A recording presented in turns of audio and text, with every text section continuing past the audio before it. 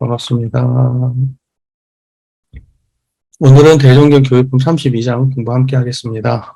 먼저 본문을 함께 봉독하겠습니다. 대종사 말씀하시기를 세상 사람들이 물질 문명과 도덕 문명의 두 가지 혜택으로 그 생활에 한없는 편리와 이익을 받게 되나니 여러 발명가와 도덕가에게 늘 감사하지 아니할 수 없나니라. 그러나 물질 문명은 주로 육신 생활에 편리를 주는 것이므로 그 공효가 바로 현상에 나타나기는 하나 그 공덕에 국한이 있으며 도덕 문명은 원래 형상 없는 사람의 마음을 단련하는 것이므로 그 공효가 더디기는 하나 그 공덕에 국한이 없나니 재생의세하는 위대한 힘이 어찌 물질 문명에 비할 것이며 그 광명이 어찌 한 세상에 그치고 말 것이리요. 그러나 지금 사람들은 아직까지 나타난 물질 문명은 찾을 줄 알면서도 형상 없는 도덕 문명을 찾는 사람은 적으니 이것이 당면한 큰 유감이니라. 우리가 원불교인이라고 하면은, 기본적으로 개교의 동기에 대한 인식이 있어야 돼요. 개교의 동기라고 하는 원불교의 존재 이유에 대해서 우리가 자각을 하고, 원불교의 개교 이념 속에 나타나 있는 그러한 생각으로 세상의 문제를 진단해야 된다, 이 말이죠. 그러니까는 지금 할로윈데이에 발생한 이 사건 같은 경우에도 물질 문명과 정신 문명의 양면의 문제로 우리가 이걸 볼 수 있는 그런 관점이 필요한 거예요. 이 대종사께서는 이렇게 말씀하시는데 여기서는 지금 물질 문명과 도덕 문명 두 가지에 대해서 설명하시는데 물질 문명에 대해서 비하하거나 부족하게 말씀을 하시는 것처럼 보이지만 사실은 전제에서 먼저 뭐라고 말씀하시냐면 여러 발명가는 여기서 뭐죠? 물질 문명을 선도하는 분들이에요. 물질 문명을 선도하는 분들과 그 다음에 도덕가라고 하는 것은 도덕 문명을 선도하는 분들이에요. 그러니까 여러 발명가와 또는 도덕가에게 감사하지 아니할 수 없다. 그러니까 그 양면의 사람 모두에게 감사한다. 이걸 전제하세요. 이걸 전제하시는 말씀이에요. 그러니까는 대종사님의 기본 입각제는 뭐냐면 물질 문명에 대해서 감사하게 생각하세요. 도덕 문명의 도덕가는 말할 것도 없고 이 물질 문명을 지탱해오고 물질 문명을 발전시키는 이 모든 분들에게 감사하게 생각하세요. 이거 중요한 거예요. 이거 대종사님의 분명한 태도입니다. 근데 대종사께서는 물질 문명과 정신 문명에 대해서 구분을 하세요. 구분을 하십니다. 그 구분을 하시는 내용이 나오는데 자 보세요. 물질 문명은 육신 생활에 편리를 주는 것이어서 그 공효가 바로 현상에 나타나지만 그 공덕에 국한이 있다. 이렇게 말씀하세요. 그 물질 문명이 현상에 우리 육신 생활에 편리를 주는 것이기 때문에 예를 들면은 내가 불편한 걸 바로 해결해 주거든요. 배고프면 배고픔을 해결해 주고 어디를 가야 되면 편안하게 갈 수 있도록 해주고 더 편안하게 갈 수 있도록 해주고 더 빨리 갈 수 있도록 해주고 그 다음에 몸에 병이 들면 그것을 해결해 주고 그 다음에 자기가 원하는 어떤 패션이 있다면 그것도 해결해 주고 그 다음에 지식이 필요하다면 지식도 해결해 주고 제가 요새 눈 때문에 치료를 받고 있거든요. 여기 주사를 맞아요, 눈 아래다가. 눈이 이렇게 실핏줄이 터졌대요. 그래갖고 안에서 터져가지고 거기가 골마가지고 물집이 생겨가지고 여기 동그라미에 망막 있는 데가 이렇게 물집이 이렇게 튀어나와가지고 상이 왜곡돼서 보여요, 제가. 나는 예전에 눈이 침침해서 노안이 왔나 그랬거든요. 근데 노안도 분명히 있는 것 같기는 한데, 근데 이게 상이 이렇게 왜곡돼서 보여요. 이렇게 사인펜을 이렇게 딱 마르기 전에 이렇게 손으로 쫙 그시면 이렇게 되는 것처럼 그렇게 보이거든요. 그래서 지금 주사도 맞고 치료 중인데 이렇게 내 육신 생활에 바로 적용을 해준단 말입니다. 이런 모든 우리 육신과 관련된 모든 문제를 편리를 도와주고 더 진보할 수 있게 도와주고 우리 역량을 더 극대화할 수 있게 도와주는 이것이 뭐냐면 이게 물질 문명이죠. 물질 문명. 뭐 더 미세한 걸 볼 수 있고 더 먼 걸 볼 수 있고 더 강력하게 파괴할 수도 있고, 더 빨리 복구할 수도 있고, 그렇잖아요? 네, 어마어마해요. 요새 뭐, 저는 그런 거 보면 그런 되게 막 이렇게 보는데, 막 그 농기부나, 이 엄청난 그 미국에서 막 생산하는 막 어마어마한 농기부들 있잖아요. 막 기계식으로 막 하는 그런 거 보고 있으면 너무 신기하고, 어떤 기계는 막 산 하나를 통째로 없애버려요. 막 파가지고, 어마어마한 기계가 있어요. 막, 그래가지고 막 산 하나를 갈아서 없애버리는 그런 기계도 있어요. 예, 우리나라에는 없는 기계인데, 예, 평지를 만들어버려요. 산 하나를 없애가지고. 그냥 기계가. 그냥 산만 해요. 기계가 그냥 어마어마해요. 막 그런 기계들도 있고 그래요. 물질 문명이라고 하는 게 어마어마하죠. 예, 그것은 전부 다 뭐냐면 감사할 일이에요. 감사할 일. 그러니까 우리도 그런 생각을 가져야 돼요. 우리가 이제 정신 문명을 추구하는 사람들이 우리 입장에서 보면은 항상 그 물질 문명을 하대하는 태도가 있어요. 그 마음속으로. 특히 종교가들이 그 세속주의에 대해서 비판하면서 물질 문명이라든가 물질주의에 대해서 굉장히 그 터부시하고 하찮게 생각하고 이제 그 물질주의가 세상을 망쳐먹는다 이제 이런 생각을 많이 하거든요. 대종사님은 감사해요. 예, 그걸 터부시하지 않아요. 뭐가 문제요? 그것 자체는 아무 문제가 되지 않아요. 마치 그 칼을 잘 쓸 수 있는 사람이 칼을 들면 아무 문제가 없고 인류에게 도움이 되지만 칼을 잘 못 쓰는 사람이 칼을 들었을 때는 사람한테 해악이 되는 것처럼 칼 자체는 문제가 되지 않고 칼을 쓰는 그 사람의 역량이 문제인 거잖아요. 그러니까 결과적으로 그걸 갖다 컨트롤하고 그걸 바르게 이끌어가는 것은 노동 문명이란 말이죠. 도덕 문명. 그래서 지금의 상황에서는 도덕 문명의 부재함을 탓해야 되지 물질 문명이 발전되는 것을 탓한다고 하면 시대에 역행하는 거예요. 누구에게도 받아들여지기 어려워요. 그런 식의 태도는. 원불교는 이미 그런 식의 태도가 아니에요. 예, 그것은 분명한 말씀인데 우리가 사실은 그걸 되게 말하다 보면 망각해. 왜냐면 우리 것을 더 드러내고 우리 것을 부각시키기 위해서 저걸 갖다 비하하고 이렇게 될 수가 있는데 그렇지 않다. 기본적으로 둘 다를 존중하는 입장에서 시작해야 된다. 우리 태도가. 그러니까 여러분들께서도 이제 교화하실 때에 그 둘 다를 존중하는 입장에서 접근하셔야 됩니다. 이제 뭐 나라마다 이제 물질적인 그 역량의 수준은 천차만별이잖아요. 그 없는 곳에서는 물질적 역량에 투자하는 것도 물질적으로 그 물질 문명이 발전하도록 그 합력하고 거기에다가 의미 부여하는 것도 원불교의 역할이라고 난 생각해. 조금 적극적으로 보면. 하지만 그건 우리의 전문 영역은 아니에요. 근데 저는 안타깝게 생각하는 것 중에 하나가 이거예요. 원불교에서 그 물질 문명에 대한 이야기 나오니까 우리가 물질 문명에 대한 이해가 깊어야 된다라고 생각해서 막 물질 문명을 공부를 해야만 우리가 우리 교리를 이해한다고 생각하는 그 관점에 저는 동의가 안 돼요. 저는 좀 동의할 수 없어요. 왜냐하면 그걸 전문으로 하는 사람들이 하는 일이에요. 우리는 우리 것을 전문적으로 하면 돼요.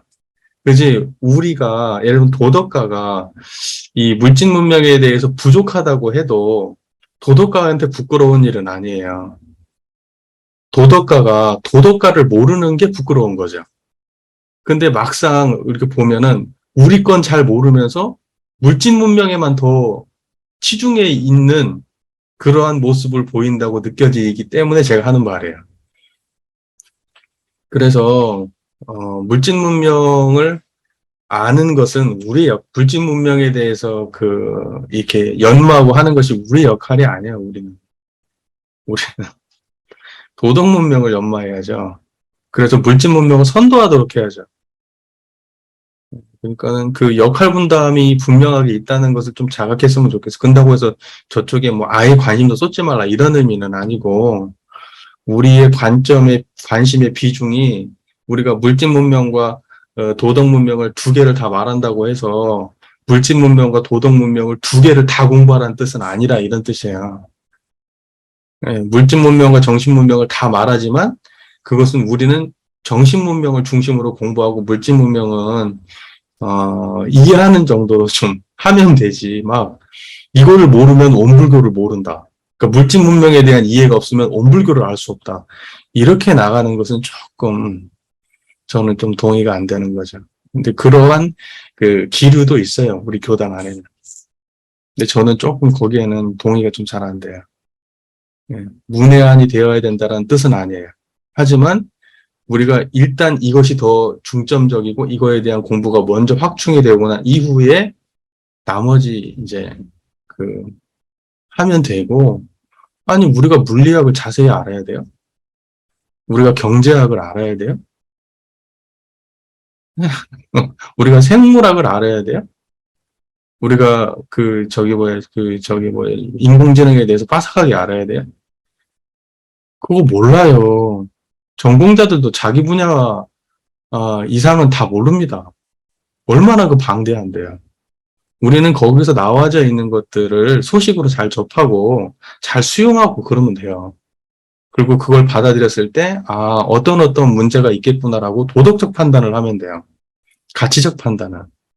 그러지 그 물질 자체, 물질 문명 자체에 대해서 이해하려고 노력하기보다는 그 물질 문명이 앞으로 우리 인류에게 어떻게 작용돼야 될지, 어떻게 쓰여야 될지, 어떻게 하면 안 될지, 이러한 도덕적 판단을 해야 되죠. 근데 막상 보면은 지금 부족한 것은 뭐냐면 물질 문명은 어마어마하게 발달하는데 그거에 대한 도덕적 판단을 못하고 있는 게 문제거든요.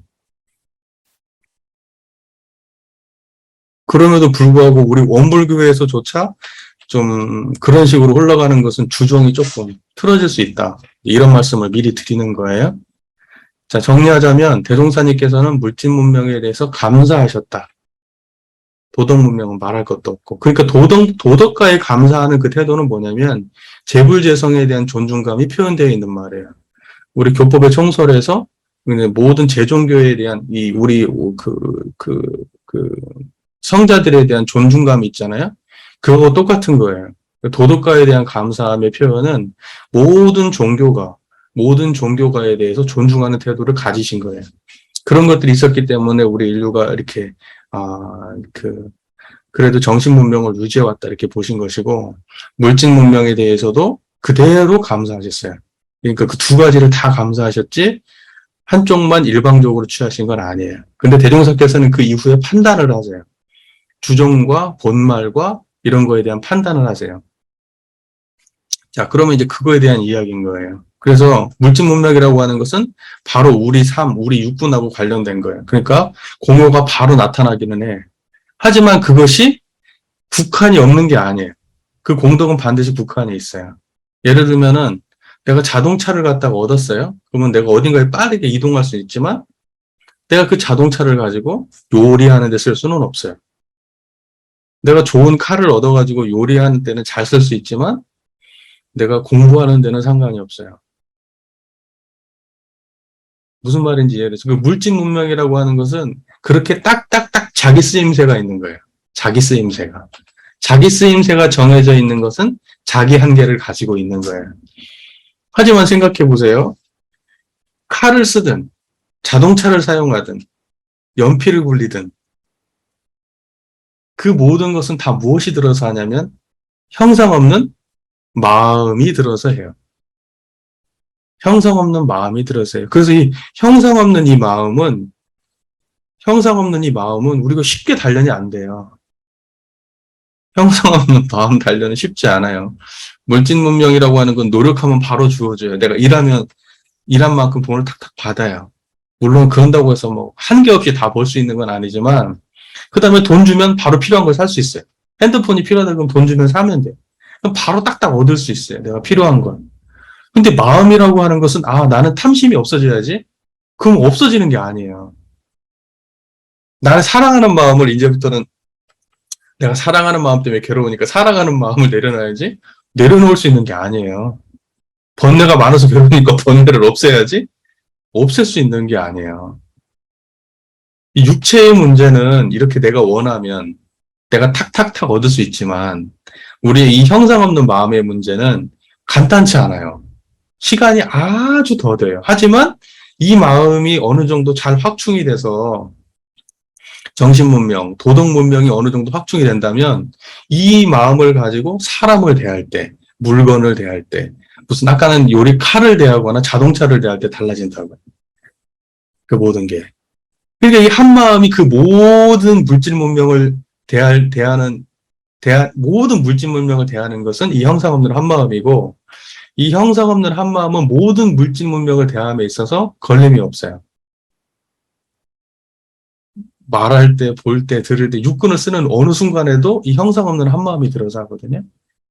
무슨 말인지 이해가 되시잖아요. 물질 문명은 딱 그 부분만 쓰여요. 딱 그 부분만. 이거에 대한 이야기를 지난번에도 나눈 적이 있었죠, 우리가. 같은 맥락의 말씀이에요. 그래서 대동사께서는 도덕 문명은 원래 형상이 없는 사람의 마음을 단련하는 것이므로 그 공효가 더디기는 하지만 그 효과가 더디게 나타나요. 하지만 공덕에 국한이 없다. 그 예를 들면 자동차를 원만하게 잘 다루는 사람은 그 마음을 가지고 칼도 원만하게 다루는 거예요. 자동차를 거칠게 다루는 사람은 칼도 거칠게 다루다가 사고가 날 수 있어요. 무슨 말인지 이 말이 이해가 되시잖아요. 그죠? 그래서 재생의세하는 위대한 힘이 어찌 물진 문명에 비할 것이며 그 광명이 어찌 한 세상에 그치고 말 것이랴. 이 재생의세하는 위대한 힘이라는 재생의세라는 게 무슨 말일까요? 재생. 생명을 제도하고 의세. 세상을 치유한다는 거잖아요. 그러니까는 이 수많은 생명을 제도하고 치료하는 이러한 도덕 문명이 어찌 물질 문명에 비할 수 있겠느냐 이렇게 말씀하세요. 그러니까 그것은 뭐냐면 물질 문명이 가진 그 한계가 있어요. 그리고 도덕 문명에 가진 그 물질 문명의 한계를 초월하는 도덕 문명의 힘이 있단 말이에요. 그래서 물질 문명만 가지고는 이 세상을 올바로 제도하기가 어려워요. 자동차를 잘 만든다고 하면 이 세상이 행복해질까요? 자율주행차를 만든다고 하면 우리가 재생의세, 이 세상이 정말 광대무량한 낙원 세상이 될까? 좋은 자동차가 생기면, 그리고 어마어마한 좋은 무기가 발명되면 이 세상이 좋은 세상이 될까? 우리가 지구를 떠나가지고 달나라에다가, 다른 나라에다가 우리가 가가지고 이주해 가서 살게 된다면, 여기가 너무 황폐해져가지고, 그러면은 그때는 낙원 세상이 될까? 무슨 말인지 이해가 되시죠? 맛있는 음식을 먹으면 낙원 세상이 될까? 머릿속에 지식이 많아지고 돈이 많아지면 낙원 세상이 될까? 내가 예쁜 여자랑 결혼하고 잘생긴 남자랑 결혼하면 낙원 세상이 될까? 내가 좋은 친구들이 많으면 낙원 세상이 될까? 그러기도 쉽지 않지만, 나 혼자 행복하면 낙원 세상이 될까? 아니면 나는 불행하고 딴 사람들이 다 행복하면 낙원 세상이 될까? 세상의 모든 물질 문명은 뭐냐면 낙원 세상을 뒷받침하는 한 부분은 될 수 있지만 그것은 낙원 세상을 만드는 한 부분밖에 안 돼요. 어떤 것이 된다 하더라도. 진짜 낙원 세상은 어디에 있냐? 그 물질 문명을 사용하는 이 도덕 문명이 제대로 확충이 되고 온전해져야 낙원 세상이 되는 거죠. 그 물질 문명이 온전하게 쓰이고.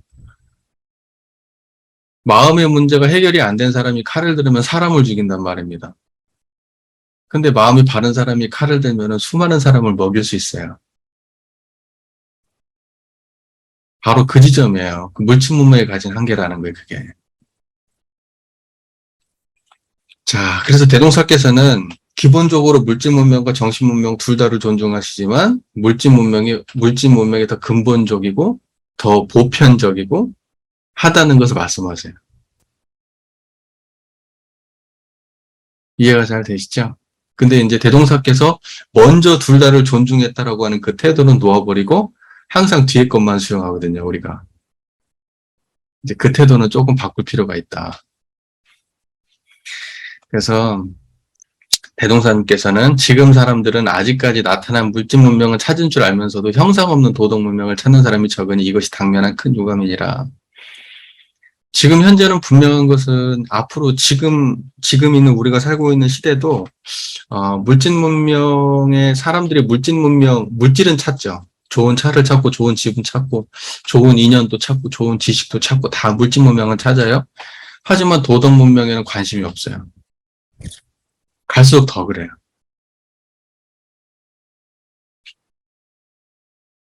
사실이 그런 것 같아요. 그렇지 않나요? 네. 이번에 발생하는 그런 사건들, 이런 것들도 우리가 생각해 봐도 그렇고, 우리가 뭔가 이렇게 사건이 발생했는데, 이번에 저쪽 가가지고 누구는 150 몇 명의 사람이 사망을 했는데 불구하고, 하루 그 이튿날 누군가는 거기 가서 또 놀러 간단 말이에요. 그러거나 말거나, 자기네들은 논단 말입니다. 자, 대동사께서는 지금 이제 대동사께서 만들고자 하는 이 세계가 어떤 게 광대무량한 낙원인가? 그러면 아주 단순 명료한 거예요. 물질적으로도 풍요롭고 정신적으로도 풍요로운 세상에. 그래서 물질에만 끌려다니지 않고 오히려 그 풍요로운 물질이 이 정신의 세력에 예속이 될 때, 그러니까 물질의 세력을 항복받을 때 풍요롭지만, 엄청나게 풍요롭지만 거기에 노예가 되지 않고 오히려 그것이 그 정신 문명의 항복을 받은 그러한 세계가 광대무량한 낙원 세계죠. 그래서 예전에 그 이야기 한번 했었잖아요. 대동사님 당대 때는 사람들이 배골고 막 가난하고 그러지 않았다고. 어, 대동사께서는 굉장히 여러 가지 그 사업을 하셨잖아요. 예, 뭐 엿장사도 하시고, 뭐 언답도 막으시고, 뭐 이렇게 숯도 파시고, 뭐 여러 가지 사업들을 해오셨거든요. 그 과수원도 하시고, 여러분 다 기억하시죠? 그러니까는 뭐냐면, 먹고 사는 문제에 대동사는 관심 많았어요. 그리고 당대에는 그 최신적인 것을 했어요. 과수원을 하고, 그 다음에 양계장을 하고, 양잠을 하고, 막 했었단 말입니다. 그 당대에는 그래도 최신 산업이에요, 그게. 대동사님은 그 최신 트렌드를 앞서서 가셨어요. 왜냐면 그걸 존중하고 적극적으로 수용하지 않았다면 대종사님의 역사 속에서 그런 게 있을 리가 없잖아요. 그러니까는 우리는 항상 한쪽이 부족하고 한쪽만을 추구하는 게 아니에요. 종교라는 게. 과거의 종교는 그랬을지 몰라요. 가난한 게 미덕이고, 그냥 조금 먹고 그냥 아주 못 살고 이러는 게 미덕이라고 생각했을 모르지만 대종사님은 그렇게 생각하지 않아요. 대종사님이 생각하는 광대무량한 낙원 세계는 물질적으로도 부족하지 않고 정신적으로도 부족하지 않은 세상이에요. 그 둘이 균형 맞고 오히려 물질 문명이 정신 문명에 이렇게 고개 숙인 거기에 물질 문명이 정신 문명의 노예가 되어 있는 지금은 반대로 되어 있지만 이것이 이렇게 전세가 역전되는 그러한 세상을 꿈꾸고 계신 거예요. 무슨 말인지 이 말이 잘 이해가 되시죠? 네. 이것은 굉장히 반복적으로 나오는 원불교 개교 이념의 다른 표현들이니까 그냥 뭐랄까, 다르게 이해할 필요가 없을 것 같아요. 개교의 동기를 그대로 이해하시면 될 것 같아요. 이해가 잘 되시죠? 네.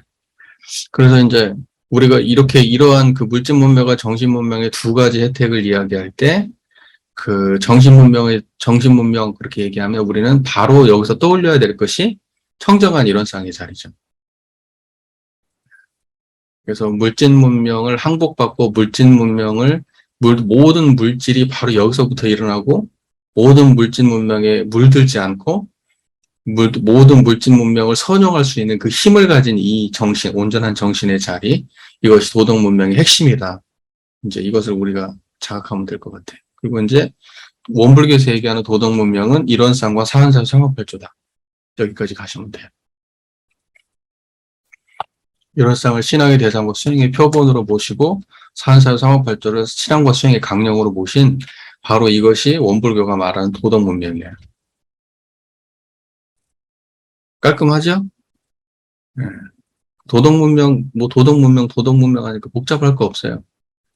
그냥 원불교 이론상 사한사 상업팔조가 도덕문명이에요. 앞으로 이런 것이 그 상식이 되는 그런 시대가 된다면, 그러면 그 이 세상에 광대무량한 나온 세상에 가까운 세상이 될 거예요. 관계 안에서 발생하는 물질의 세력이라는 게 어떤 사람의 서로 간에 이제 바람이 있을 거고, 또는 가치관이 있을 거고, 또는 감정의 문제가 있을 거고, 뭐 여러 가지 있겠죠. 근데 그런 것들도 다 쓰임이 있죠. 우리가 예를 들면 감정의 문제를 일단 먼저 놓고 본다면, 감정이라고 하는 것이 이제 뭐 화내고 희로애락했잖아요.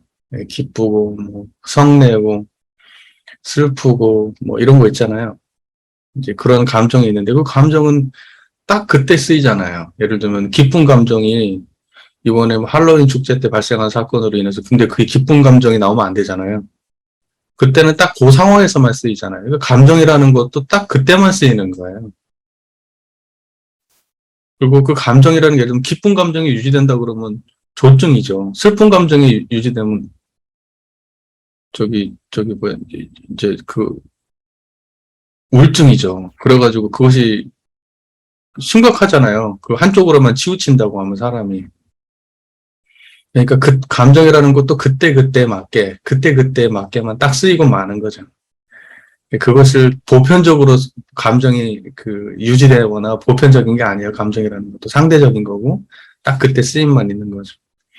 판단이라는 것도 그렇잖아요. 판단이라는 것도 예를 들면 뭐 가치관에 대한 판단이 있을 수 있고 또는 어떤 그 경제에 대한 판단이 있을 수 있고 옳고 그름에 대한 판단이 있을 수 있고 또 이롭고 해로움에 대한 판단이 있을 수 있고 그런 판단들도 딱 거기 그 판단은 딱 거기에만 쓰여요.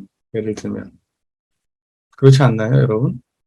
이 물건을 살까 말까? 예. 그런 식의 판단은 딱 그때 상황에만 쓰이는 거잖아요. 가치관도 마찬가지죠. 가치관. 이것이 옳다, 그르다라고 생각하는, 예를 들면 부부간에 발생하는, 남자가 생각할 때는 이게 옳아, 여자가 생각할 때는 이게 옳아. 이렇게 생각해가지고 서로 가치관이 부딪히는데, 그것도 그 가치관도 딱 그때만 쓰이는 거잖아요. 그 사람의 관계 속에서만. 근데 그 가치관을 갖다가 보편적으로 적용한다 그러면 사람이 화합할 수가 없겠죠.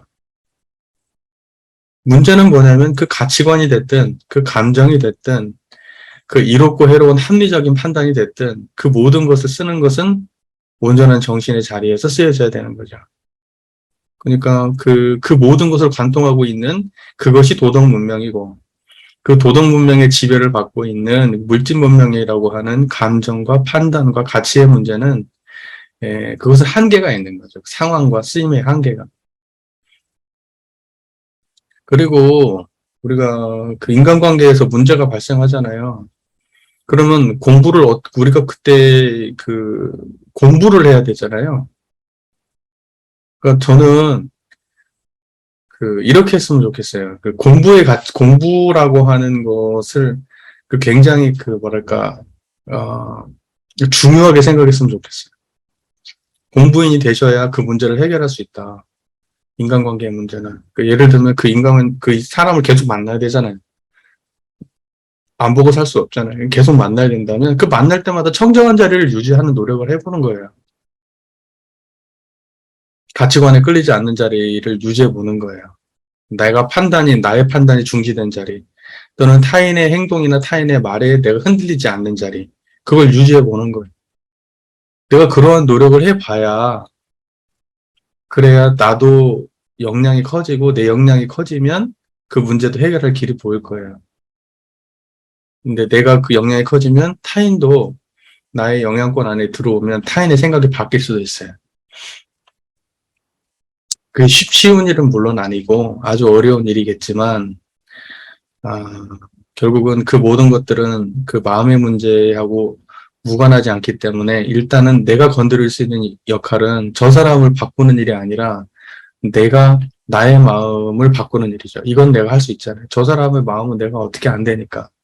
우리가 인과적으로 따져봐도 내 마음은 내가 노력할 수 있어요. 청정한 자리를 지키는 것은 거기 막 긍정적인 마음을 내거나 막 행복한 마음을 내거나 막 내 나름대로 막 그 상황을 아름답게 막 재해석하려는 노력보다 훨씬 쉬워요. 훨씬 간단해요. 하지만 훨씬 더 힘이 세요.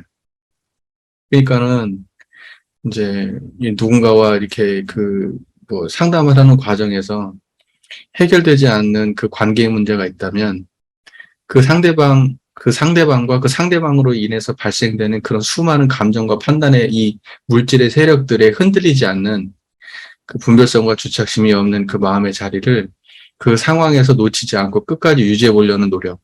그리고 그 상황이 있기 전에도 그 마음을 유지하려는 노력. 그리고 그 상황이 있는 중에도, 그리고 그 끝난 이후에도 그걸 유지하려고 하는 그 노력. 이것이 있어야만 그 문제로부터 해결을 볼 수 있다. 저는 그렇게 보는 거예요. 한번 해보시면 좋을 것 같아요. 보세요. 나는 어떠한 노력도 하고 싶지 않아. 이게 물질의 노예잖아요. 저 사람은 어떤 노력해도 바뀌지 않을 거야. 라고 하는 그 생각이 물질의 노예잖아요. 지금 그걸 공부해야지. 그러니까 아무것도 안 하겠다면 어쩔 수 없어요. 그러면 그냥 그렇게 사는 거고, 그러한 이야기를 그래도 입 밖에 꺼낸다는 것은 그 마음 속에 뭔가 개선해보고 싶은 마음이 있으니까 그래도 입 밖에 꺼내고 뭔가 해보려고 공부에 찾아오고 하는 거라면 지금 그 마음을 공부해야 된다는 거예요. 안 된다는 생각. 나는 지금 무기력하다고 하는 그 감정. 이거 10년이나 돼가지고 나는 도저히 할 수 없다라고 하는 그러한 그 마음을 놓고 공부를 해야죠. 그 생각이 나올 때 청정한 자리를 유지해야죠. 그러면 도대체 어쩌자는 거예요? 그럼 나 혼자 그냥 뭘 하고 공부를 하는 거예요, 그러면? 그냥 좋은 얘기만 듣고 말면은 아무 의미 없어요. 좋은 얘기를 몰라서 우리가 상황을 못 바꾸는 게 아니에요. 방향을 몰라서, 저 사람이 저렇게 하는 거 수용하면 돼. 그거 몰라서 안 바꿔지나? 그걸 그렇게 수용할 수 없으니까 못 바꾸는 거잖아요. 실제로 내 그릇이 그만큼 안 돼서 못 바꾸는 거 아니에요. 몰라서가 아니고. 그러니까 그 마음을 길들여서 내 그릇을 넓혀야 될 거 아니에요.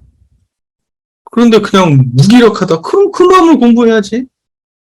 난 저 사람하고 더 이상 이제 얘기하기도 싫어요. 이제 개선해 보려는 그런 마음도 없어요. 그 마음을 공부해야지. 그런 생각이 들 때 청정해야 될 거 아니에요. 계속해서 과거에 집착해 있는 거 아니에요. 미래도 안 될 거라고, 미래는 안 될 거다라고 하는 비관에 붙잡혀 있는 거 아니에요. 그게 지금 물질의 노예란 말이에요. 그러니까 자기가 지금 물질의 노예라고 하는 자기 상황의 인식이 딱 생겨야 자기가 깨어나는 거예요. 근데 지금 그것이 안 깨지면은 그냥 그렇게 사는 거지, 물질의 노예.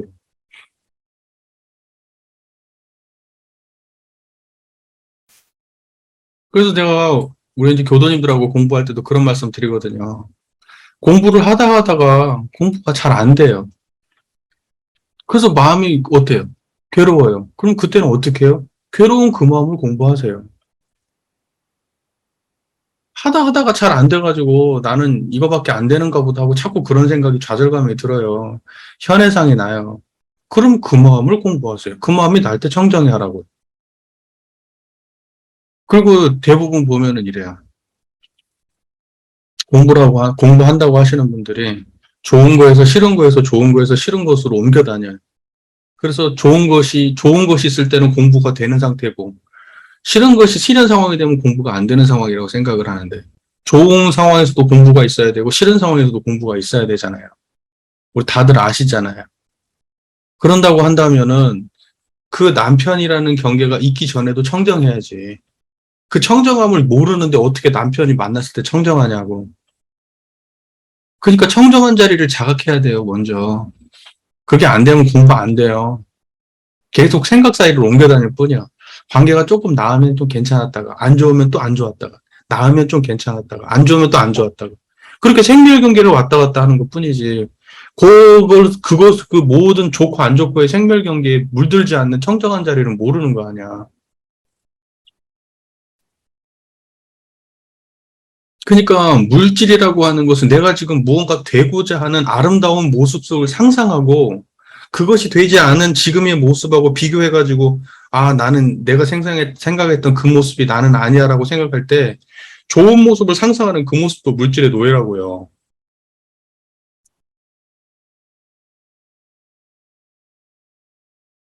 내가 관계에 대한 기대를 갖는 그 마음도 물질의 노예라고. 그러니까 물어보시면 답 나오겠지. 바라는 모습이 있겠지, 남편에 대해서. 근데 그게 잘 안 되는 거 아니겠어요? 그러니까 그 바라는 모습 자체가 물질의 노예적 태도라고. 그렇게 돼가지고 양변이 완전히 끊어진 마음의 자리를 유지하려고 노력해야 되지. 하나를 욕망하면서 하나를 제끼려고 하는 마음으로는 공부가 안 된다, 이 말이에요. 양변을 다 끊어버리려고 해야 돼요. 양변을 다. 그게 공부의 기본이에요, 기본.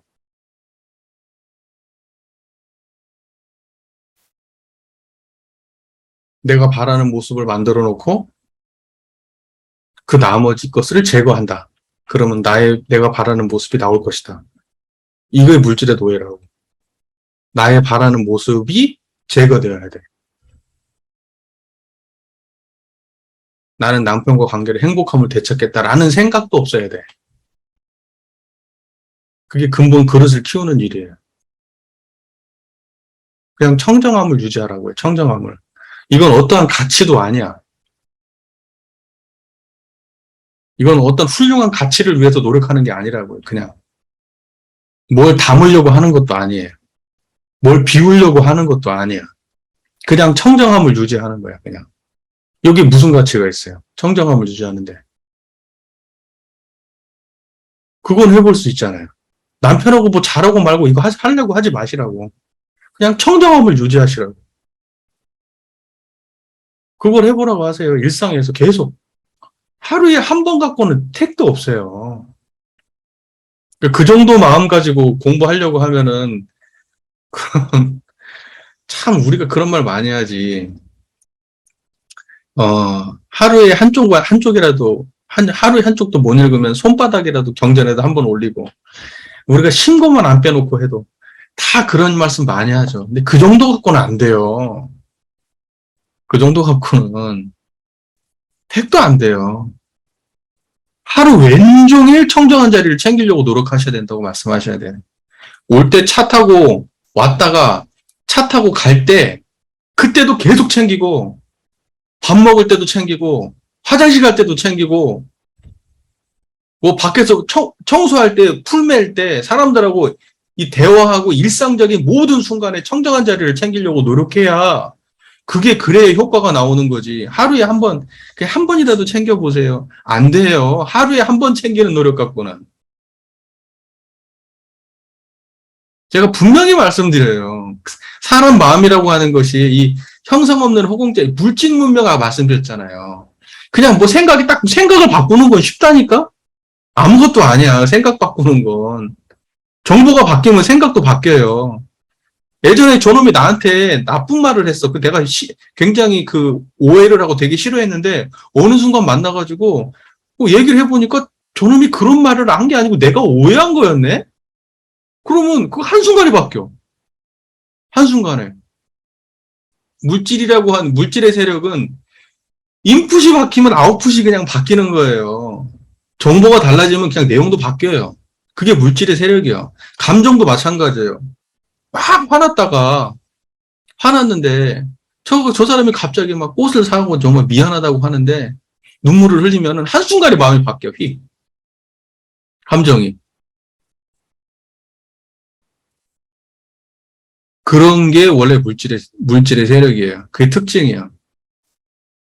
그런데 마음의 청정한 자리를 갖다가 이 형상 없는 마음 자리를 이 양성하는 이것은요, 굉장히 오래 걸려요. 왜냐하면 여기는 뭐 들어가고 나오는 게 없어요. 바뀔 게 없어서 오래 걸리는 거예요, 그게.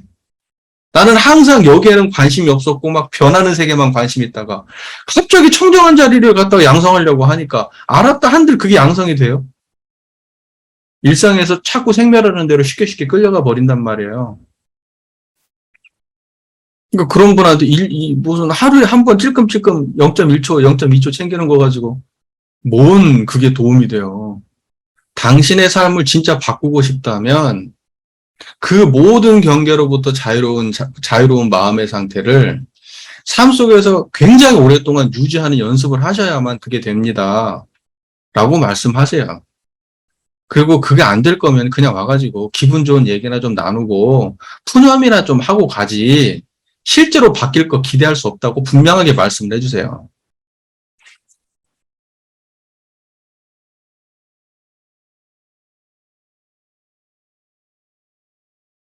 마음 공부가 그렇게 쉬울 것 같았으면은 세상 천지 부처님 만들 사람 하나도 없겠네. 근데 사람들이 꼭 그런다? 무슨 자격증 따고 이럴 때는 얼마만큼 공부해야 되고 다 그러는 거 뻔히 알잖아요. 대학교 들어가려면 얼마나 공부 열심히 해야 되고, 예? 직장 들어가려면 얼마나 열심히 해야 되고, 하다못해 운전면허 시험을 따려고 해도 그 시간을 투자해야 되고 노력을 해야 돼요. 그런데 마음 공부는 와가지고 상담 몇 번이면 되는 줄 알아요. 그냥 뭐 교점 한 번 몇 번 읽어보고 그냥 말기가 이해되면 되는 줄 알아요. 안 돼, 그렇게. 절대 안 된다고.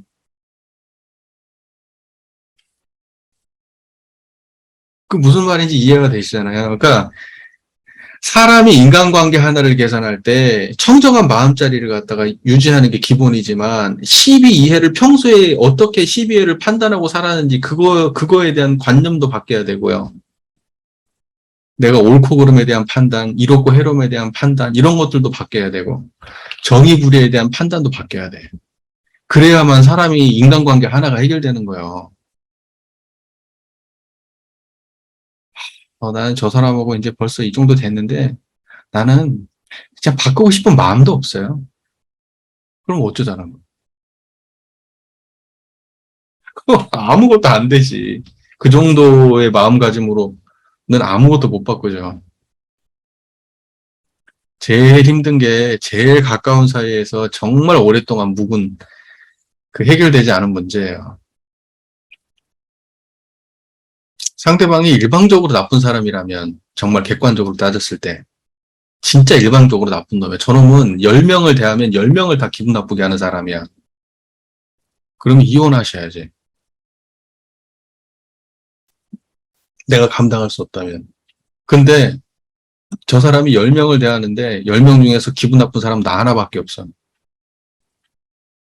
그러면 나한테 상당한 문제가 있다는 거예요. 내가 바뀌면 바뀔 수도 있다는 거 아니에요? 내가 좀 너무 극단적으로 표현을 했지만 인간관계 그런 경우가 생각보다 많아요. 나하고는 되게 안 좋은 사람인데 딴 데 가서는 너무 좋은 사람이야. 그리고 이러한 상황에 놓였을 때는 되게 안 좋은 사람인데 저런 상황으로 가면 되게 좋은 사람이고 생각보다 그런 경우 많다고요. 한번 판단해 보세요. 절대로 좀 제가 이번에 이 공부 모임 하면 우리 제가분들 공부 모임 하면서 이렇게 저는 되게 강력하게 좀 스파르타는 아니지만 되게 좀 짱짱하게 공부를 시키는 편이거든요. 짱짱하게 시키죠. 빠지면 절대 안 되고 늦어도 안 되고 그러니까 이분들 지각하는 분도 없어요. 빠지는 분도 없고 겁나게 열심히 나오세요. 처음부터 겁을 워낙 제가 세게 줘가지고. 근데 그렇게 해가지고 6개월 딱 끝내고 나면은 상당히 많은 분들이 공부길 잡아가세요.